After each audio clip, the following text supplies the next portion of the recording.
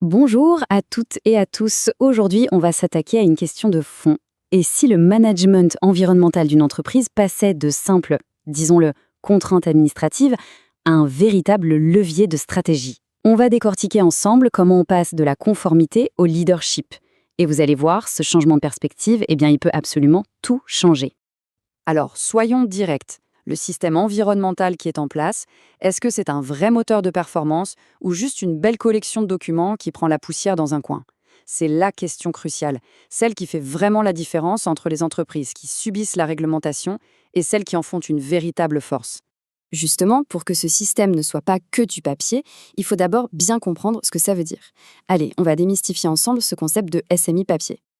Un SME papier, c'est un peu comme une magnifique voiture de sport, avec une carrosserie rutilante mais sans moteur. Sur le papier, elle est superbe, mais elle n'ira nulle part.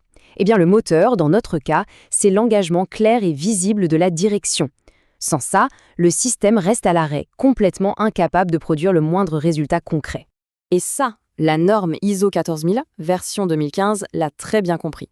C'est fini le temps où la direction pouvait simplement déléguer l'environnement à un responsable QSC en disant « occupe-t'en-en ». Non.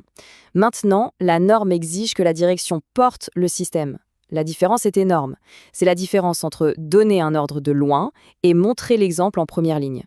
La responsabilité est maintenant au plus haut niveau. Mais alors, porter les SME, concrètement, ça veut dire quoi? Eh bien, ça veut dire que l'environnement s'invite à la table de toutes les grandes décisions.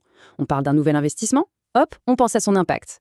On revoit la politique d'achat, on intègre des critères verts. On développe un nouveau produit, on pense éco-conception dès le début.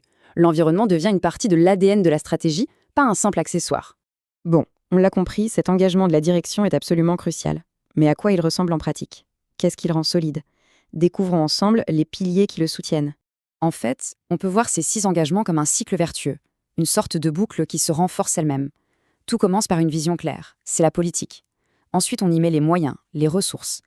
Cette base solide permet d'intégrer l'environnement dans le quotidien des métiers, de vraiment soutenir les équipes sur le terrain et d'encourager l'amélioration.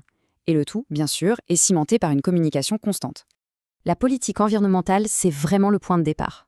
Mais attention, ce n'est pas qu'un document de plus à archiver. Non, c'est la boussole de l'entreprise. C'est elle qui donne le cap, le cadre, qui garantit que chaque objectif, chaque action va bien dans la bonne direction. Sans cette fondation, même les meilleures intentions risquent de partir dans tous les sens. Et pour que cette politique soit vraiment solide, elle doit reposer sur des piliers qui ne sont pas négociables. Primo, un engagement ferme à protéger l'environnement et évidemment à respecter la loi. Deuxio, la promesse d'une amélioration continue. Et surtout, l'assurance que tout ça n'est pas un truc à part, mais que c'est bien ancré dans la stratégie globale de l'entreprise. C'est bien beau d'avoir une politique et des intentions. Mais maintenant arrive le nerf de la guerre. Comment on prouve que c'est bien appliqué? Voyons comment on transforme ces intentions en preuves tangibles, celles qu'un auditeur va vouloir voir noir sur blanc. La preuve de l'engagement, ce sont les actes, tout simplement. Est-ce que la direction est physiquement présente dans les réunions stratégiques qui parlent d'environnement? Est-ce que les budgets alloués reflètent vraiment les ambitions affichées? Est-ce que les dirigeants vont voir ce qui se passe sur le terrain? Et la question qui tue, est-ce que les managers sont aussi évalués sur des critères environnementaux? C'est là que l'engagement devient mesurable et incontestable. Pour un auditeur, c'est simple, les paroles s'envolent, les écrits restent.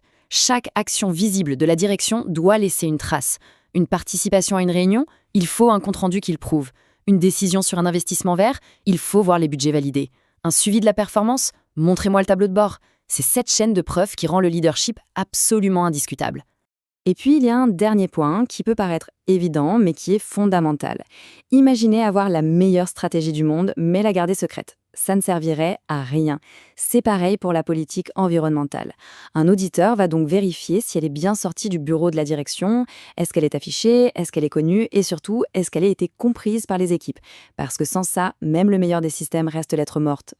Finalement, on en revint à la question de départ, la vraie question. Ce leadership environnemental, est-ce que c'est juste une case à cocher pour satisfaire une norme, une contrainte de plus? Ou est-ce que c'est le moteur de l'innovation, de la compétitivité et de la performance de demain? C'est à chaque entreprise de répondre à cette question et sa réponse, très probablement, déterminera si elle sera une entreprise du passé ou un leader du futur.